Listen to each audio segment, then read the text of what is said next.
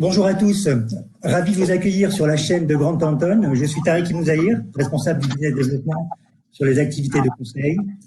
Aujourd'hui, nous allons vous parler de RPA, avec un focus particulier sur les fonctions finance et RH. Nous allons essayer de vous proposer une vision assez large des processus automatisables et des résultats que vous pouvez attendre de cette technologie. Nous avons le plaisir d'accueillir parmi nous Pascal Drouet, chez Automation Anywhere, qui nous donnera la vision de l'éditeur sur les différentes applications de cette technologie. Alors, pour démarrer, je me tourne vers un de nos experts RPA chez Grant Thornton, puisque j'ai la chance d'avoir avec moi Arthur Raspail. Bonjour Arthur. Bonjour. Bien sûr, bonjour à tous. Donc je suis Arthur Raspail, je suis directeur de la practice Smart Automation pour Grant Thornton et j'accompagne nos clients sur des missions d'automatisation des processus, que ce soit pour des POC, des diagnostics ou également la conduite de projets d'automatisation. Quelques mots sur Grant Thornton. Donc effectivement, Grant Thornton, 5e ou 6e cabinet d'audit et de conseil mondial, tout dépend des pays. En France, nous sommes 1800 collaborateurs répartis sur 23 bureaux. Je propose qu'on échange sur 2-3 chiffres sur Grant Thornton en France.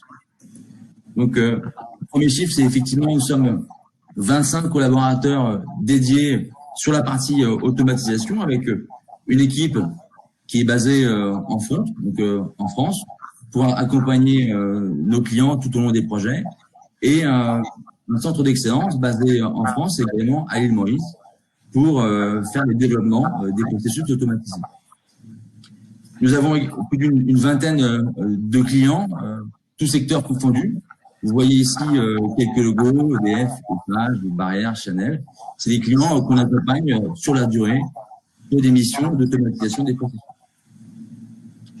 Nous accompagnons nos clients via 7 offres opérationnelles pour les accompagner de bout en bout, que ce soit sur la partie analyse ou que ce soit sur la partie conduite des projets, service managé ou même revente de l'équipe. Et pour finir, nous avons développé une trentaine de processus, une compétence certaine dans cette thématique-là, peu importe le domaine, peu importe le domaine fonctionnel, à la fois sur les processus finance, RH, ADV, IT, sachant qu'aujourd'hui, nous ferons un focus sur les processus finance et RH. Merci Arthur. Alors, comme je vous le disais, aujourd'hui, nous sommes très bien accompagnés puisque nous avons avec nous Pascal Drouet, directeur des Alliances. Bonjour cher Pascal, pouvez-vous nous rappeler qui est Automation Anywhere ? Avec grand plaisir. Tout d'abord, bonjour à toutes et bonjour à tous. Ça me fait très plaisir d'avoir autant de monde présent dans ce webinaire, ce qui démontre que le RPA et le RPA de la finance, autour de la finance et du HR est quelque chose qui est très important aux yeux de nos clients et de prospects. Alors, quelques infos autour d'Automation Anywhere. Nous sommes un des acteurs du monde de la RPA, reconnu par les grands cabinets d'experts comme l'Everest, le Gartner, etc., etc. En termes d'implantation, nous sommes présents de façon mondiale. Nous avons notre siège social à San José, donc en Californie, et de nombreuses implantations en fait là où sont présents nos clients, aurais-je tendance à dire. Si nous rentrons un tout petit peu dans Automation Anywhere en termes de chiffres, au-delà des chiffres que vous voyez là, il faut plutôt retenir ils ont quasiment été doublés tous, voire certains ont même été multipliés par 3, par 10. Par exemple, c'est le cas du nombre de personnes actuellement en France. Nous sommes 45. Il y a un peu plus d'un an de cela, nous étions 3-4, et encore une petite quinzaine au printemps dernier. En termes de clients, donc 3100, il y a un an, il y en avait à peine 1800. Nombre de partenaires, 1700, il y en avait 700 il y a un an. Digital Workers, c'est comme ça qu'on appelle nos assistants digitaux chez Automation Anywhere. On en a plus d'1 800 000, on est plutôt proche des 2 millions maintenant. 200 000 personnes à travers le monde de former à nos technologies, ce qui fait qu'aujourd'hui, nous sommes la solution numéro 1 qui intègre à la fois la RPA, Grant Thornton expliquera plus avant ce qu'est le concept de RPA, la dimension cognitive et la dimension analytics. Juste pour vous donner une vision de temps néanmoins sur la partie cognitive, la partie cognitive est une dimension qui se rajoute à la partie RPA dite traditionnelle, qui fait donc partie intégrante de l'offre Automation Anywhere. Et qu'est-ce que c'est que cette dimension cognitive? En fait, c'est ni plus ni moins que la possibilité d'automatiser les processus axés sur le contenu qui font de l'intelligence artificielle le complètement technologique idéal pour le RPA. Donc, concrètement, en combinant les deux, l'entreprise peut automatiser les processus de bout en bout. Par exemple, elle peut prendre en charge un document grâce à l'intelligence artificielle, le décomposer, le classer, le comprendre, ou bien comprendre son idée, et le transmettre à l'RPA pour l'action souhaitée. C'est en fait, sans trop rentrer dans les détails, ce que en fait on va vous expliquer aujourd'hui afin de pouvoir apporter toute la valeur ajoutée que l'on souhaite autour de l'automatisation des processus finance et RH. Et quand on rentre un tout petit peu dans le monde en fait du département finance, on a tous en tête effectivement qu'un département finance, le but du jeu, c'est la clôture des comptes, c'est vrai, mais que d'actions peuvent se passer dans un mois au sein d'un département finance. Vous avez la justification des comptes, vous avez les rapprochements bancaires, vous avez la création des référentiels fournisseurs, le nettoyage de ces 10 référentiels, la saisie des factures, le paiement des factures, donc leur traitement, etc., etc., etc. Donc un certain nombre de tâches qui, pour bon nombre d'entre elles, sont répétitives, à faible valeur ajoutée, et qui peuvent être, si elles sont mal accomplies, génératrices d'erreurs et donc de risques financiers associés. De la même manière, si l'on regarde le département, il y a aussi,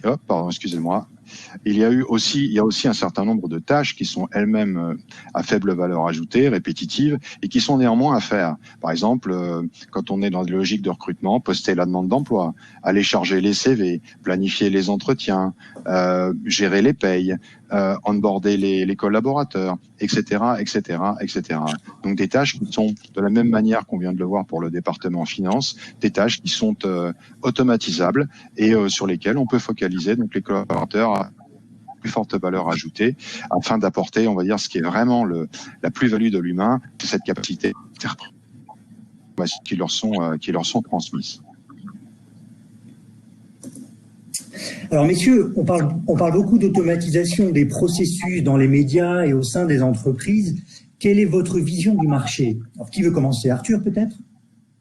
Bien sûr, avec plaisir. Je vais juste aller sur la slide d'avant. Effectivement, quelques chiffres du marché pour bien comprendre l'importance de la révolution qui est en cours. On le voit sur la partie à gauche, sur la partie dans le monde. On estime que d'ici 15 ans, 50% des activités standards seront automatisées. Alors, ce chiffre, nous, chez Grant Thornton, on y croit. Pourquoi on y croit? Parce que c'est un chiffre qu'on valide, notamment lors de la réalisation des diagnostics chez nos clients. Et donc, c'est vraiment un changement, mais c'est également un changement au sein du pilotage des activités. Quand on voit qu'on estime en 2025 qu'il y aura plus de 3 millions de travailleurs dans le monde qui seront supervisés par des robots boss, on estime bien l'impact en termes de gestion des collaborateurs. Et puis, effectivement, en France, la France n'est pas en reste, puisqu'on estime qu'il y aura une multiplication par 5 des dépenses des entreprises françaises entre 2019 et 2022 sur des notions d'automatisation. Avec, bien sûr, les directions financières et les directions RH qui ont pris le pas. Aujourd'hui, on estime à peu près un tiers des directions financières et directions RH qui ont lancé un projet d'automatisation. Et ce chiffre, on espère qu'effectivement, d'ici fin d'année 2020, on sera plutôt aux alentours des 60%. On vous a listé également en dessous des exemples d'entreprises qui ont lancé des démarches d'automatisation sur des domaines fonctionnels, finance et RH, pour effectivement vous montrer que c'est un sujet d'actualité, c'est un sujet que les entreprises ont pris à bras le corps, et on le voit, peu importe le secteur d'activité. Alors Arthur, quand on parle d'automatisation des processus, on pense naturellement à la RPA, mais derrière cette démarche, il y a en fait plusieurs solutions, n'est-ce pas? Alors effectivement, il y a beaucoup de solutions, beaucoup de concepts, il y a beaucoup d'acronymes qu'on voit notamment dans les articles qui sont partagés par le marché. Le premier point, le premier niveau d'automatisation, c'est ce qu'on appelle le RDA. Le RDA, le Robotic Desk Automation. Donc là, on est vraiment pour l'automatisation de petites tâches. Donc on parle de tâches entre 0 et 0,3 ETP. Où là, un collaborateur va avoir un automate sur son poste et qu'il va lancer pour pouvoir traiter les tâches du collaborateur. Il peut très bien, le collaborateur peut très bien automatiser l'injection en masse de données dans des applicatifs, finance ou RH, ou également le traitement de données Excel. En termes de solutions les plus connues sur la partie RDA, il y a effectivement WinShuttle, Innovera et Contextor qui a été racheté par SAP. Donc ça, c'est vraiment le premier socle en fait de l'automatisation. Après, on passe à la notion de RPA. C'est ce qu'on va développer dans ce webinaire. Donc, le Robotic Process Automation. Donc là, on est vraiment sur la solution qui est utilisée aujourd'hui massivement par les entreprises pour conduire des projets d'automatisation. C'est des solutions qui fonctionnent et qui ont démontré leur succès. Là, on est sur un automate qui va se lancer automatiquement pour réaliser les tâches ou les processus de bout en bout qu'on lui aura affectés. Typiquement, pour vous donner quelques exemples qu'on détaillera après, sur la partie finance, on peut très bien utiliser un automate pour relancer les approbateurs pour les factures fournisseurs, pour le traitement des encaissements clients. Également, sur la partie RH, on peut utiliser des automates pour la création des collaborateurs et la vérification de la paie. En solution, bien sûr, Automation Anywhere. Au-delà de la RPA, pour pouvoir traiter des processus et des enjeux plus complexes, il y a ce qu'on appelle l'IPA, donc l'Intelligent Process Automation.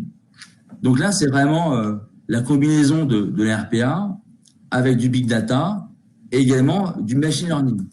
Le but étant bien sûr de pouvoir élargir le spectre des processus automatisables à des processus plus complexes et potentiellement à plus fort enjeu. En exemple, on verra une vidéo tout à l'heure d'un processus qu'on a développé combinant ces thématiques de RPA de machine learning pour l'imputation des factures sans commande.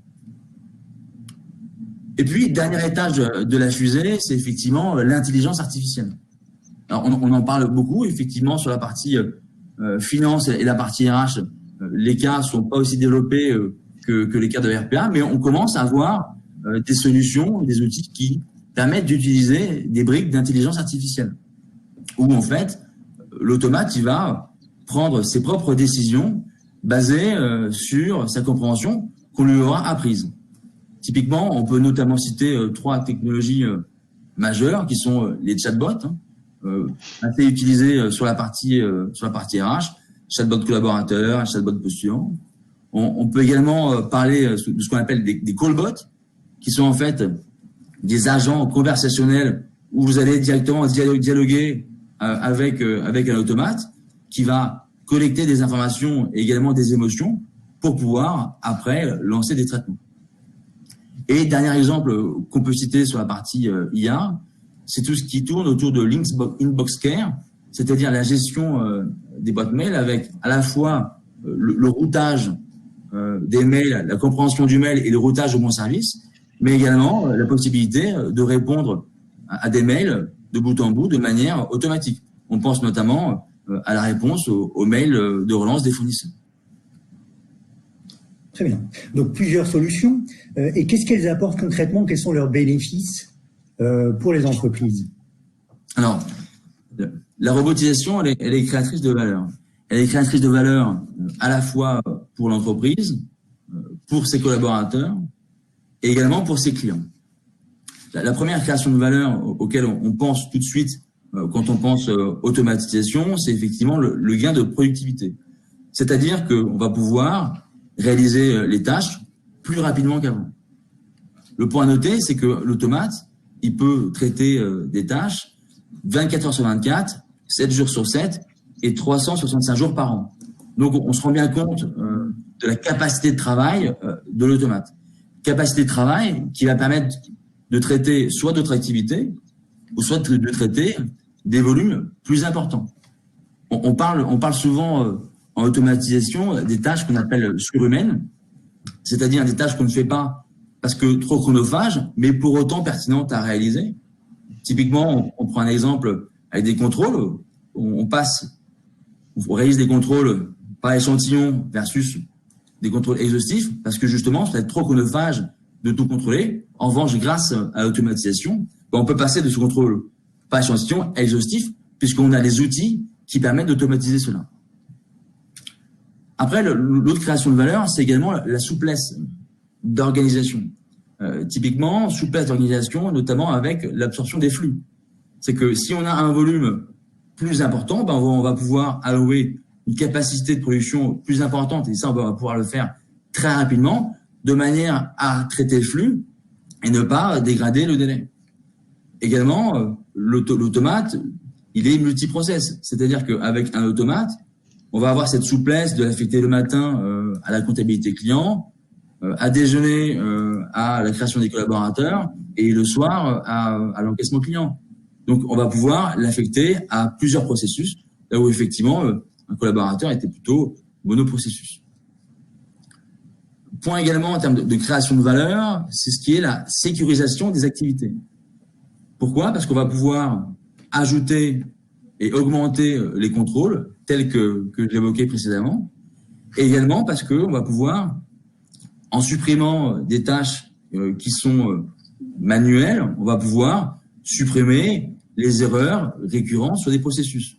Alors, on sait bien que des processus qui ont un fort volume, on aura toujours, quand c'est manuel, un reliquat de 0,1 à 1% d'erreur. Le fait de mettre en place un automate permet effectivement de réduire ce pourcentage d'erreur.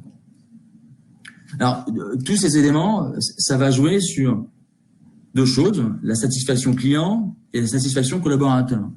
Parce que effectivement, si vos collaborateurs, on enlève toutes les tâches qui sont, selon eux, à faible valeur ajoutée, ça va leur permettre de se concentrer sur les tâches à plus forte valeur ajoutée, des tâches d'analyse, et donc ils vont monter en compétences. Donc, ce qu'on aperçoit lors des missions d'automatisation, c'est que les collaborateurs souhaitent l'automatisation et voient le vrai avantage pour eux de leur quotidien une fois que c'est mis en place. Et puis également, le corollaire de toute cette création de valeur, c'est la partie satisfaction client. Parce que quand on réduit les délais, qu'on réduit les coûts, qu'on réduit les erreurs, in fine, ça impacte positivement l'expérience client et donc, potentiellement, on a une meilleure satisfaction du client. Et dernier point, concernant la réduction du coût, parce que effectivement, un automate permet de réduire les coûts, un automate coûtant moins cher qu'un collaborateur onshore, mais également moins cher qu'un collaborateur offshore. Merci Arthur. Je voudrais rappeler à nos auditeurs que vous pouvez poser des questions sur le chat et nous y répondrons en fin de présentation. Arthur, vous qui travaillez sur les RPA, pourriez-vous nous donner du coup des cas concrets d'automatisation pour la finance et les RH? Bien sûr. Alors, je vais juste revenir sur celle d'avant. Alors, juste en introduction, pour qu'on soit tous d'équerre sur le principe, si on fait un focus sur la partie RPA. La partie RPA, comme je vous disais, c'est un automate, c'est un programme qu'on développe et qui va automatiser des tâches et des processus. Concrètement, il va capturer, interpréter, manipuler des données sans aucune action humaine. Et surtout, important, sans aucune interface avec les systèmes. Alors ça, bien sûr, c'est la promesse. Il y a trois conditions qui sont importantes pour pouvoir automatiser un processus. La première condition, c'est effectivement que le processus soit assez standard ou avec un potentiel de standardisation. Quand on parle de standardisation, on parle d'un processus qui est réalisé à peu près de la même façon avec un volume important. Je donne souvent lors des entretiens, des diagnostics, il faut que le volume, il faut que le process soit relativement standard, c'est-à-dire que la même activité est faite à peu près 1000 fois par an. Deuxième élément, il faut que ce soit virtuel. Alors c'est effectivement bête à dire, mais si dans le process, on doit imprimer un document pour faire une analyse sur base d'un document papier, forcément, là, l'automate ne pourra pas le faire. En revanche, on changera le process pour qu'on puisse afficher à l'écran le document et puis que l'automate puisse lire l'information sur l'écran. Et puis, troisième élément, il faut que l'enchaînement des tâches soit logique.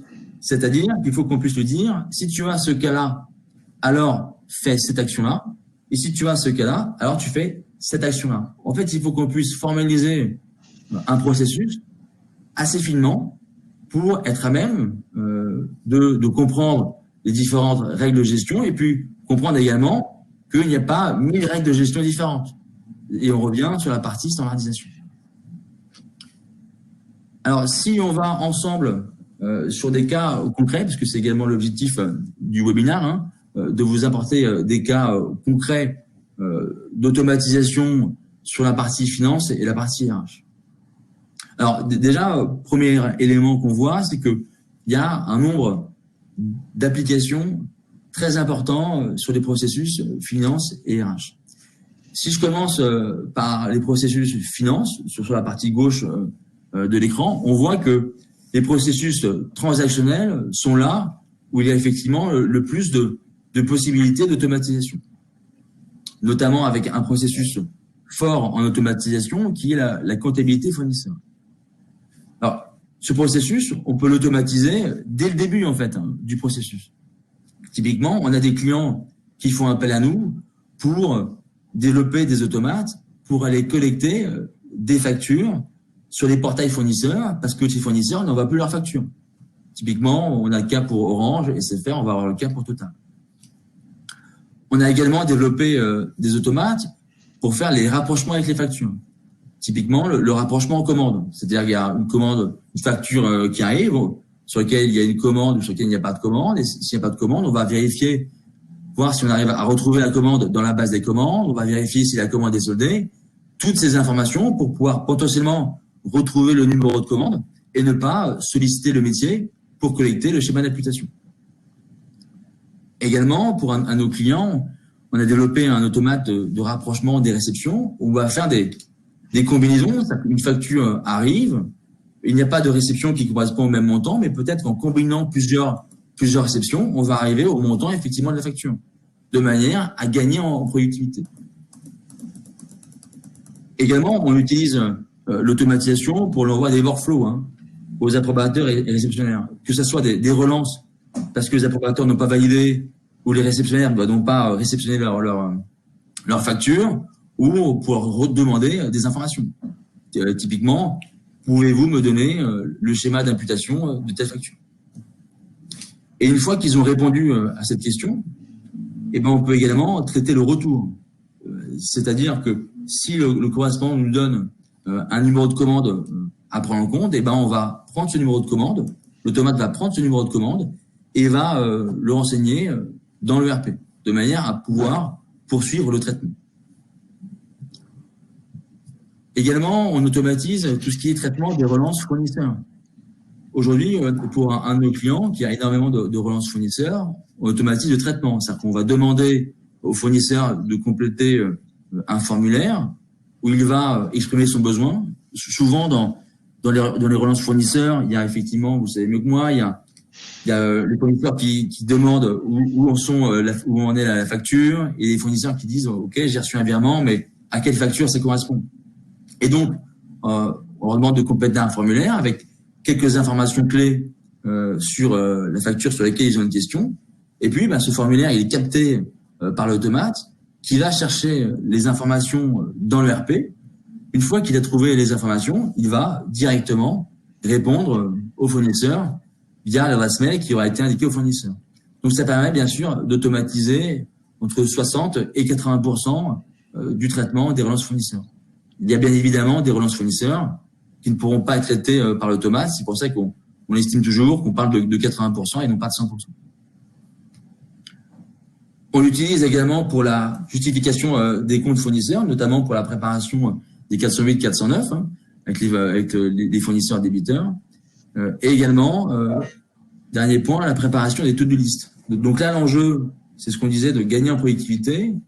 C'est de tous les matins pousser aux collaborateurs comptables fournisseurs la liste des factures qu'ils doivent traiter en priorité pour éviter que les collaborateurs ouvrent les factures et puis en ouvrant la facture, ils vont se rendre compte qu'ils ne peuvent pas la traiter parce qu'il y a une attente de réception, il manque un document. Et donc là, avec cette to-do list, ils vont se focaliser sur les factures qui doivent être traitées en priorité. Donc là, on voit vraiment que sur la partie comptabilité fournisseur, il y a un vrai enjeu d'automatisation. Également sur la partie comptabilité client, où on automatise pour nos clients, donc ça c'est des cas concrets, on automatise la création et l'envoi des factures clients. Typiquement, on a un commercial qui complète un fichier Excel avec les informations nécessaires pour envoyer la facture. On a un automate qui va prendre ces informations, va renseigner les informations de l'ERP, générer le PDF et envoyer le PDF au client. Pour un de nos clients également, on a automatisé le lettrage des encaissements clients, où tous les jours, on va recevoir un relevé bancaire, on va le confronter au PNS, c'est-à-dire au poste non soldé, pour identifier quel est le client qui a effectué le virement, à quelle facture ça correspond, de manière à pouvoir lettrer directement le virement dans l'ERP. On l'utilise également pour tout ce qui est traitement des relances clients et puis les traitements des demandes clients. Typiquement, le client demande un duplicata de facture, on prend l'information et puis on va répondre au client. Autre élément, autre processus important en termes d'automatisation, c'est la comptabilité bancaire. Où là, l'automate va être efficace pour la préparation des campagnes de paiement. Alors pour tous ceux qui connaissent SAP, donc c'est la L110. C'est effectivement, il va préparer donc les campagnes de paiement, il va les générer, effectuer un certain nombre de contrôles, typiquement les factures en doublon, les mauvaises dates de paiement, il va checker les avoirs. Mais il peut également checker les coordonnées bancaires des fournisseurs, soit par rapport à un historique, à une base de données interne, ou en pluguant avec des outils type IBAN Secure. Dernier point important dans la partie comptabilité bancaire, tout ce qui est rapprochement bancaire, où il va comparer le solde bancaire sur le relevé bancaire versus le solde bancaire qui se trouve dans l'ERP. Une fois qu'on a vu ces processus transactionnels et parties bancaires, après, effectivement, on intervient sur la partie comptabilité générale.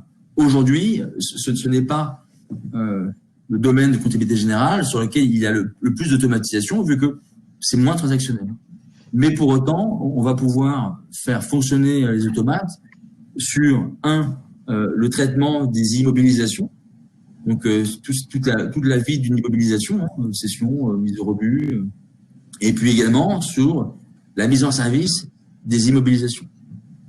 Et puis, on va l'utiliser pour la préparation des déclarations fiscales. Donc, on pense bien sûr tous à la partie TVA, mais on peut le faire bosser pour la DAS2, pour la TAXCOM, pour toutes, en fait, les déclarations fiscales.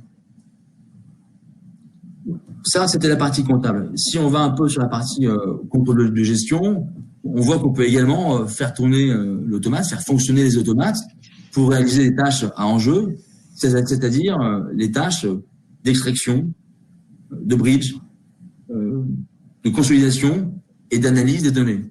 Souvent, lors des entretiens, on voit avec les différents contrôleurs de gestion qui nous disent qu'ils passent trop de temps sur la partie data crunching, la partie collecte des informations, vérification des informations, et qui souhaitent passer plus de temps sur la partie analyse. Là, l'intérêt de l'automate, c'est justement pouvoir extraire, consolider, apurer les bases, et puis réaliser une analyse de premier niveau sur base des règles de gestion qui ont été définies, pour que quand le contrôleur de gestion reçoit des informations, il ait déjà des informations propres, et puis il ait déjà une analyse sur les premiers niveaux d'écart. Charge à lui, après, de compléter l'analyse avec l'analyse de niveau 2, qui sera vraiment là, son cœur de métier. Il sera plus intéressant pour lui de faire ça plutôt que d'extraire les données des différents systèmes. Donc là, je vous ai dressé un périmètre sur la partie finance de l'ensemble des tâches qui peuvent être automatisées. Alors bien sûr, c'est pas exhaustif, il y a forcément d'autres tâches qui peuvent être automatisées. Ici, c'est vraiment les tâches les plus importantes. Ce qu'on peut peut-être faire, Tariq, c'est on peut peut-être montrer effectivement une vidéo. Bien sûr, je lance ça, Arthur. Voilà. Super. C'est parti, je pense que ça s'affiche. Super. Donc effectivement, ça c'est un processus. On a automatisé l'imputation des factures sur commande pour un de nos clients qui a 40% de ces factures qui arrivent sur lesquelles il n'y a pas de commande, et les collaborateurs perdent un temps important à aller chercher les informations nécessaires pour pouvoir imputer. Typiquement le compte comptable, le code TVA, l'ordre interne, etc. Et donc là, l'objectif, c'est de pouvoir, effectivement, on le voit à l'écran, c'est concevoir un système qui permet de collecter les informations et puis, avec une notion de big data et de machine learning, d'analyser l'historique pour permettre à l'automate de faire sortir par facture les données clés qui permettront son imputation. Donc là, on a vu qu'un automate a reçu un mail qui a demandé effectivement un traitement. Il a récupéré les informations via un système d'API grâce au machine learning. Et puis, une fois qu'il a collecté les informations nécessaires par facture, eh ben, il va ouvrir chaque facture sur Basware et on va d'abord en bas compléter les différents codes d'imputation. Donc, il a identifié grâce au dispositif de machine learning que pour cette facture-là, c'était le compte comptable Intel, le compte comptable 6236006. Grâce à l'analyse de l'historique qui a été réalisée, il a estimé qu'il y avait un taux positif qui était suffisamment important. Il a renseigné l'information. Deux possibilités.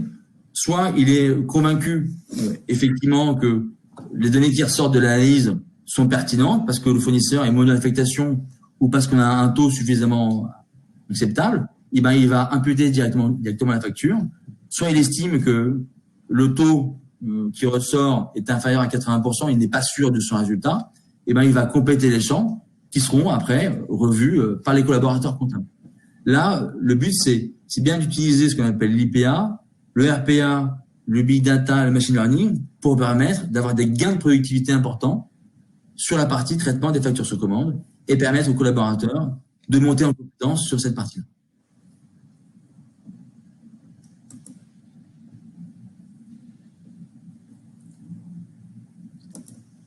Merci Arthur. Je reviens à la présentation. Avec plaisir.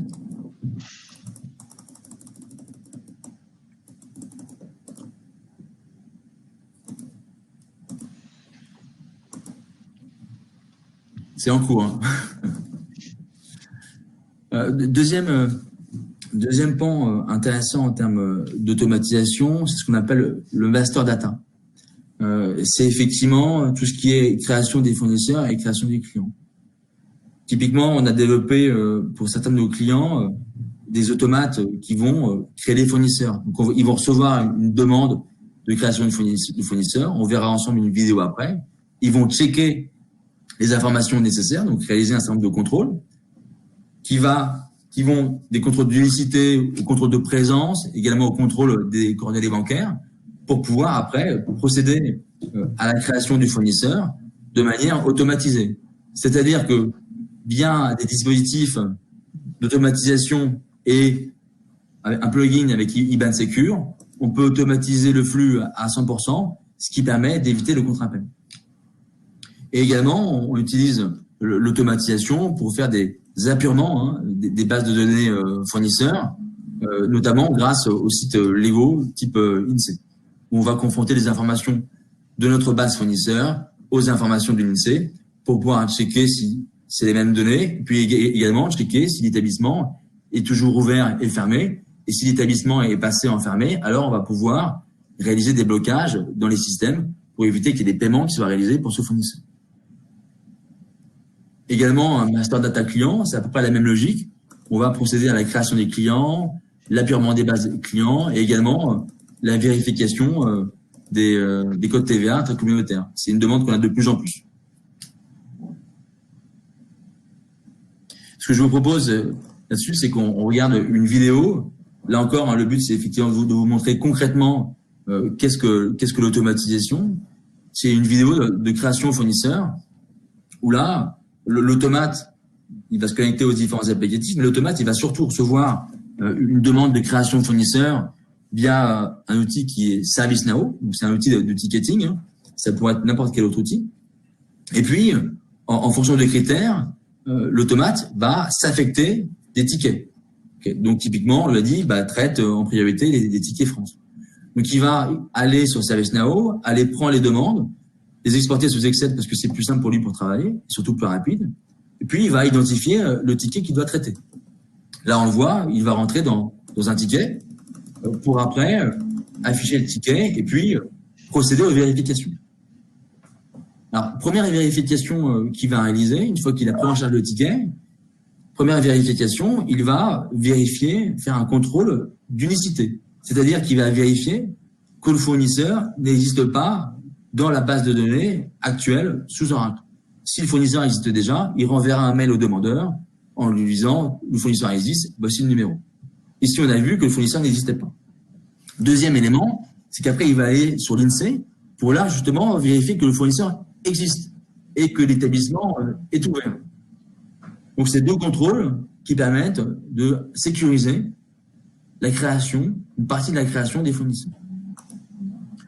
Une fois qu'il a vérifié à la fois le contrôle d'unicité et la présence sur l'INSEE, ben il va aller dans Oracle, tel que le faisaient auparavant les collaborateurs, pour créer le fournisseur. Et pour ce faire, il va compléter l'ensemble des champs nécessaires à sa création. Là, on le voit, il complète l'ensemble des champs nécessaires. Une fois qu'il a complété l'ensemble des champs nécessaires et qu'il a effectivement créé le fournisseur, il va retourner sur l'outil de ticketing ServiceNow pour compléter le ticket, on le voit à l'écran, compléter le ticket et renseigner le nom du fournisseur, vous le voyez ici, fournisseur disponible, et en faisant ça, en cliquant sur valider, ça va envoyer directement une information au demandeur en lui disant « Bonjour, le fournisseur est créé ». Pour information, on est passé d'un délai de création de plusieurs semaines à un délai de moyenne création de 4 heures pour la création des fournisseurs. Ça permet également de réduire le délai.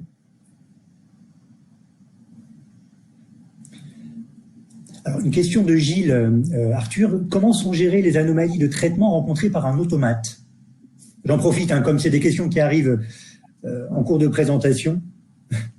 Alors, comment se gérer? Alors, plusieurs, effectivement, éléments de réponse. Déjà, dans le cadre des diagnostics et des analyses qu'on réalise, avant de développer un process, on va identifier avec les process owners l'ensemble des cas potentiels d'erreur, de manière à pouvoir actionner ce qu'on appelle du error handling, en fait. Actionner lors du code en lui disant, automate, si tu rencontres telle erreur, alors tu bypasses et tu passes à l'écran suivant. Si tu rencontres telle erreur, alors c'est bloquant, tu t'arrêtes et tu vas loguer l'information dans un log qui sera potentiellement envoyé au process owner ou directement à l'IT pour résolution. Le but, c'est d'anticiper au maximum les erreurs qui peuvent se produire pour après pouvoir mettre en place les contre-mesures directement dans le code pour faire remonter l'information ou pour que l'automate continue sa route, même s'il a rencontré une erreur non bloquante. Pour compléter d'ailleurs ce que vient de dire Arthur, on peut même utiliser ce qu'on appelle la collaboration digitale être humain.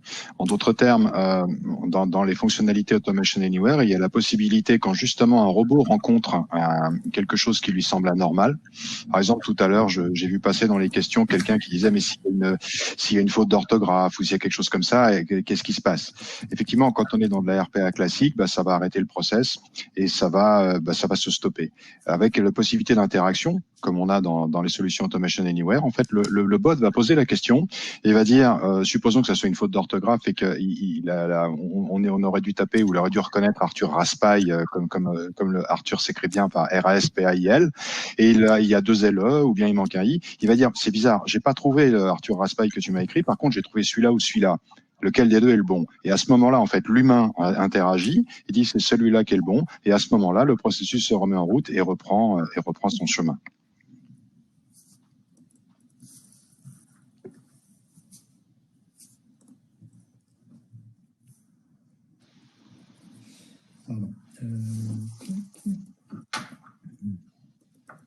Alors, je me remets sur les process. Bien sûr. Alors, et effectivement, maintenant je propose qu'on parle de la partie RH, de la fonction RH, puisque c'est effectivement une fonction qui a des gisements d'automatisation importants. Alors, pour le premier gisement, et pour lequel nous sommes appelés, nous, en tant que cabinet de conseil, pour automatiser les processus, c'est effectivement les processus d'entrée-sortie. Alors, avec le premier processus que j'ai évoqué, qui est la création des collaborateurs. Nous, on a automatisé effectivement des processus de création des collaborateurs qui vont prendre en charge la création du collaborateur de bout en bout. Notamment, on l'a fait pour un gros retailer français qui aujourd'hui, malheureusement, toujours fermé à cause du Covid, et qui va automatiser la création des démonstrateurs. Mais au-delà de cette partie-là, on peut automatiser la création de la promesse d'embauche. On peut automatiser la création des contrats avec les mises en application des différentes clauses en fonction du type de contrat. Donc ça peut être automatisable. Et puis également, on peut automatiser la sortie des collaborateurs, que ça soit au niveau process RH, mais que ça pousse également au niveau du process IT, parce qu'on pense bien sûr à la fois au matériel, mais également aux habilitations dans les systèmes. Et puis, on l'utilise pour le traitement de la mobilité des collaborateurs. L'autre processus très important sur la partie RH qu'on automatise, c'est bien sûr la paye, où on va automatiser à la fois la préparation, le traitement, et puis également la vérification des campagnes de paye, avec notamment l'analyse des écarts qui sont ressortis, M est -1, N est -1, et puis l'identification des causes des écarts pour après pouvoir soit traiter directement si l'automate a retrouvé bien sûr la totalité des écarts, soit alerter le collaborateur pour que dans ce cas-là, il fasse une analyse plus fine de l'écart. Et puis également, on s'en sert pour vérifier les bases de données RH. On vous présentera une vidéo juste à la fin de mon propos. Autre processus qu'on automatise sur la partie RH, c'est tout ce qui est gestion administrative. Donc, quand on dit ça, on pense effectivement au suivi des arrêts maladie, à la saisie des accidents de travail sur Net Entreprise, à la saisie de la DSN également sur Net Entreprise, et puis toutes les demandes des collaborateurs. Typiquement, je veux une attestation de travail, c'est une demande que peut prendre en charge un automate. Et puis, toutes ces demandes d'information qui sont réalisées par les collaborateurs, où le collaborateur envoie un mail au service RH pour demander combien de congés il reste, pour lui demander quel est le processus pour poser un congé, quelle est la durée du congé parental. Toutes ces questions qui sont aujourd'hui posées au service RH, qui sont chronophages à traiter, sur lesquelles on peut poser des chatbots, des formulaires avec de l'automatisation pour traiter 80% de ces demandes de manière automatique. Il y aura forcément 20% des demandes qui resteront à la main des collaborateurs parce que un peu touchy ou parce que l'automate n'est pas capable, mais 80% de ces demandes peuvent être automatisées. Et puis également, un processus qu'on automatise et qu'on a nous fait chez Grant Thornton. Si vous allez sur le site carrière de Grant Thornton, vous allez voir notre petit chatbot qui répond aux questions des postulants, où on a posé un chatbot et où un postulant va poser des questions sur à quelle date recrutez-vous des stagiaires, combien de stagiaires recrutez-vous par an, quel est le processus d'intégration. Donc, pour répondre à tout un tas de questions qu'un postulant se pose, sans pour autant avoir à envoyer un mail au RH.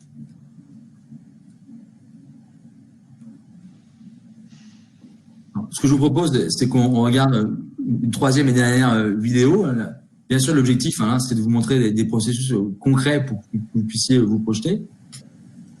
Donc ça, c'est un POC qu'on a réalisé Automation Anywhere pour IDEMIA, où tout l'enjeu de ce processus, c'est en fait de comparer les bases de données RH.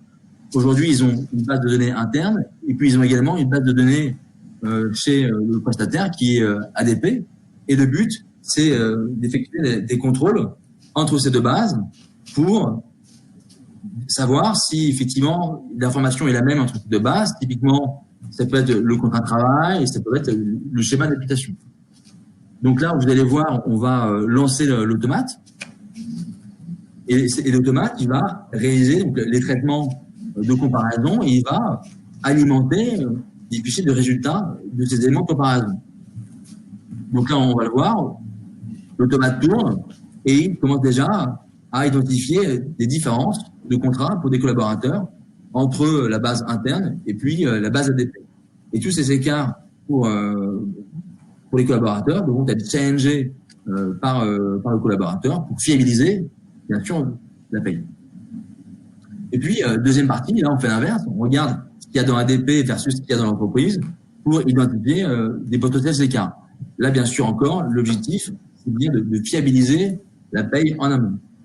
Et puis, dernière partie, c'est sur la partie imputation. Il peut également y avoir des différences sur l'imputation entre les bases de données. Donc là, l'automate met en avant les différentes imputations. L'objectif, c'est que avant le lancement de la paye, l'ensemble des écarts soient analysés par l'automate, potentiellement traités également par l'automate, et puis donner une information fiable au gestionnaire de paye pour pouvoir corriger l'information, ce qui veut dire que lors du lancement de la campagne de paye, cette campagne de paye sera de meilleure qualité. Là, on voit le fichier qui a été envoyé au gestionnaire de paye.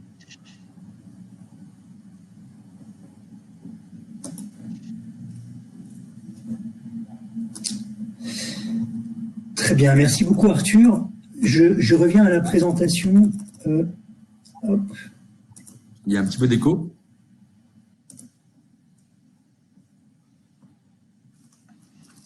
Voilà.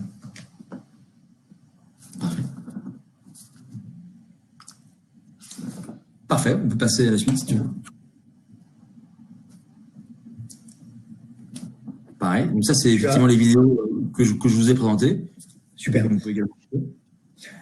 Mais écoutez, dans ce cas-ci, au niveau des vidéos, donc on a bien vu comment tous ces différents processus fonctionnent. Maintenant, je vous propose de passer aux questions de l'assistante parce qu'il y a un certain nombre de questions que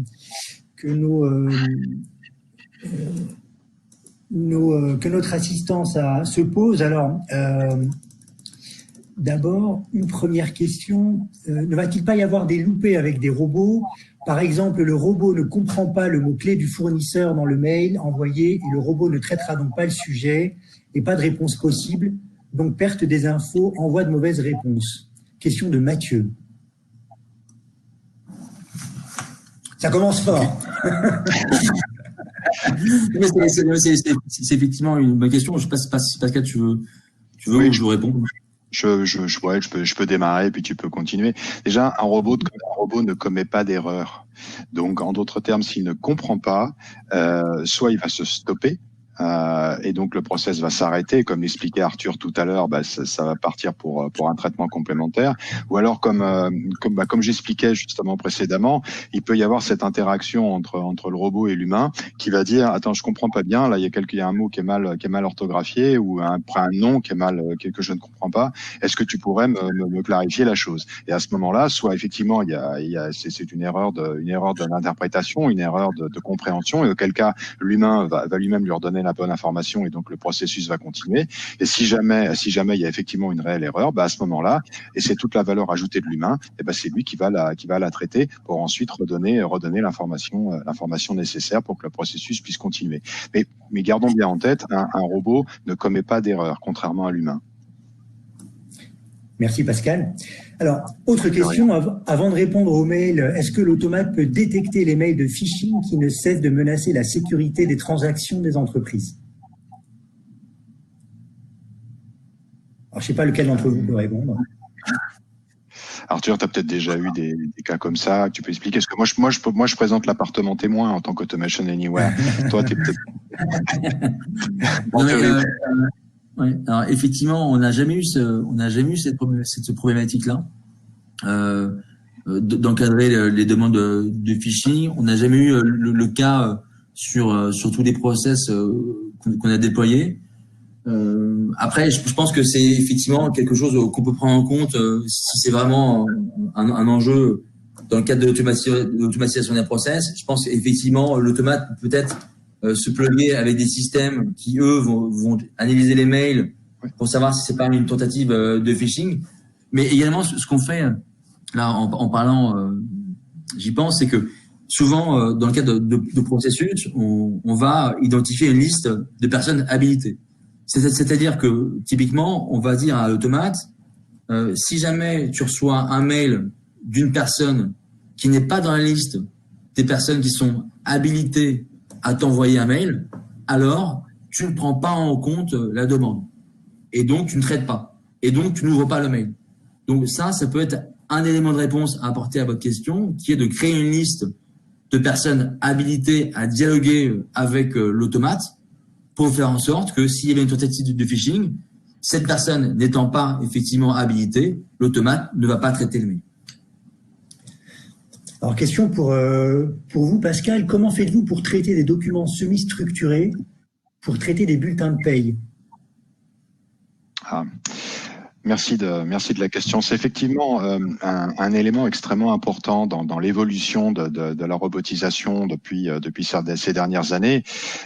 Historiquement parlant, la RPA est capable de traiter les données structurées. Donc les données, les bons vieux fichiers plats, les fichiers, donc les points CSV notamment.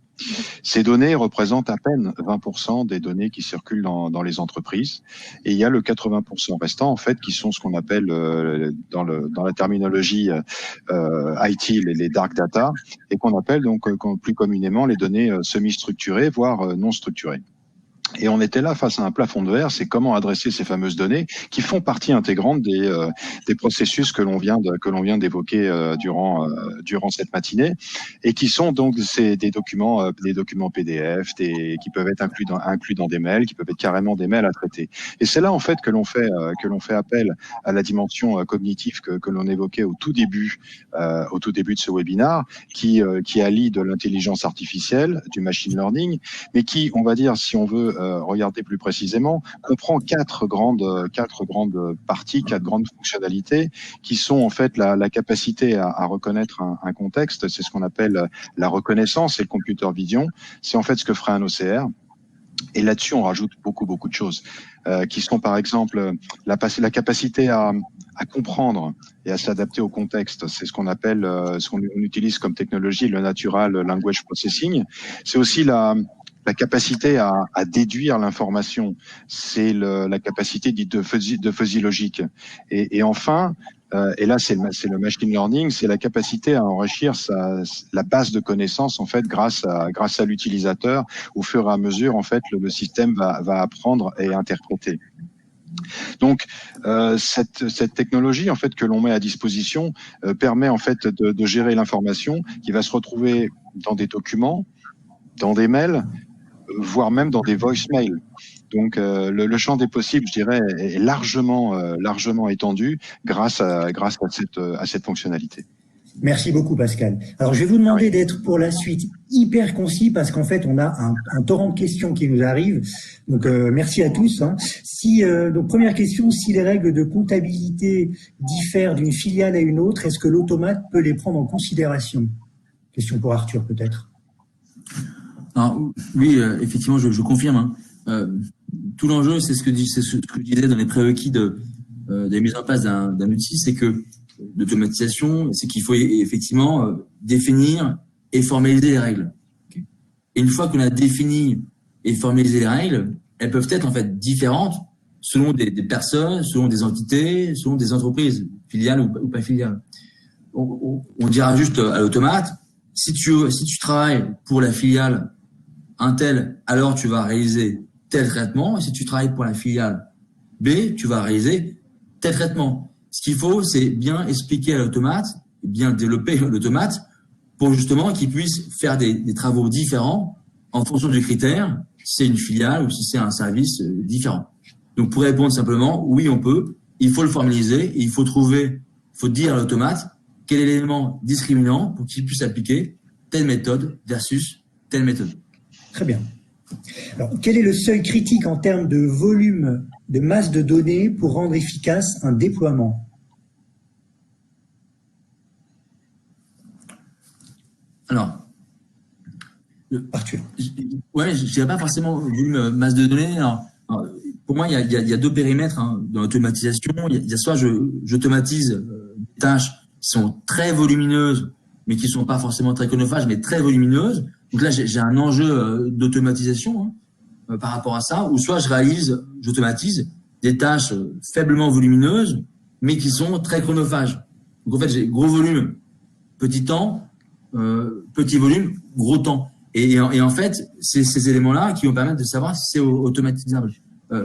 En général, chez nos clients, pour vous donner un ordre de grandeur, on automatise rarement des tâches qui correspondent à moins de 0,3 ETP.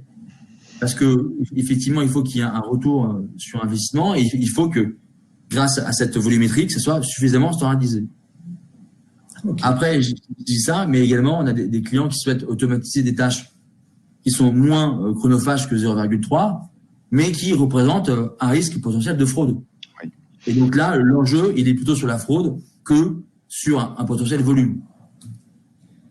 Merci Arthur. Alors, question peut-être pour vous, Pascal, question de Frédéric. Combien de temps faut-il pour démarrer un projet simple de RPA ou RDA? Quelle est la durée d'un audit et de mise en œuvre?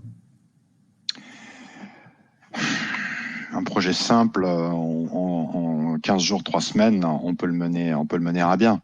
C'est tout, ce qu'il faut bien faire en amont, et c'est le travail que l'on mène au quotidien avec Grant Thornton.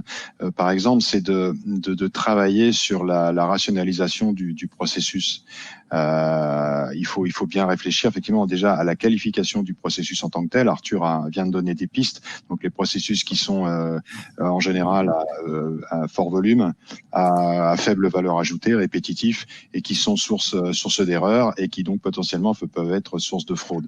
Donc une fois qu'on les a identifiés, déjà c'est le principal du travail à faire, c'est de les rationaliser. Et une fois qu'ils sont rationalisés, eh bien on les met en application. Mais un processus simple, ouais, en 15 jours, il est fait. Merci Pascal. D'autant plus, je peux me permettre juste un dernier point, c'est que la solution Automation Anywhere est très ergonomique et donc les gens des métiers peuvent se l'approprier et donc ils peuvent très très simplement faire eux-mêmes leur propre bot, bien sûr en complémentarité avec l'IT qui doit avoir ce rôle de gardien du temple. Mais néanmoins, ça facilite aussi grandement les choses. Alors, une question que se posait un de nos auditeurs sur le sujet des données sensibles. Proposez-vous des solutions sans passer par le cloud, notamment pour l'IA ou le machine learning? Et quels sont les gages de sécurisation des données? Bien sûr. On propose les solutions de Automation Anywhere sont disponibles effectivement soit en mode SaaS, donc en full cloud, mais aussi en mode on-premise. Et même on vient de sortir une version en fait qui combine à la fois le cloud et le on-premise pour la partie hébergement des données. Donc pour les clients qui souhaitent effectivement qui ont des processus où il y a des données extrêmement sensibles qui doivent être traitées, eh bien elles peuvent rester complètement hébergées chez eux si elles le souhaitent. Néanmoins, nous offrons toutes les garanties de sécurité, les plus importantes du marché, les plus élevées, je dirais, par rapport à nos compétiteurs, qui permettent d'assurer le niveau de confidentialité nécessaire. C'est de l'encryptement, par exemple, de bout en bout. Néanmoins, j'insiste là-dessus, la solution est aussi disponible en mode on-premise. Bien. Alors, autre question, vous avez parlé du fait que le robot, lorsqu'il tique sur un problème, peut temporiser avec une demande à l'humain. Utilisez-vous des outils de BPMN pour modéliser un process métier et à ce moment, pluguez-vous Automation Anywhere dessus? Alors, on rentre dans la technique là, où le RPA se suffit-il à lui-même? Pour moi, il y a deux questions là-dedans. Il y a la question du business process, qui est je pense, le BPMN. Et la deuxième, c'est est-ce que la RPA se suffit à elle-même dans l'interaction entre l'humain et le robot. Sur la deuxième partie, je dirais oui, la RPA suffit à elle-même, tout au moins chez Automation Anywhere, on a ces fonctionnalités d'interaction. Et pour la partie business process, c'est en général ce que l'on va positionner en amont d'un projet de RPA. Il y a différentes manières de voir les choses.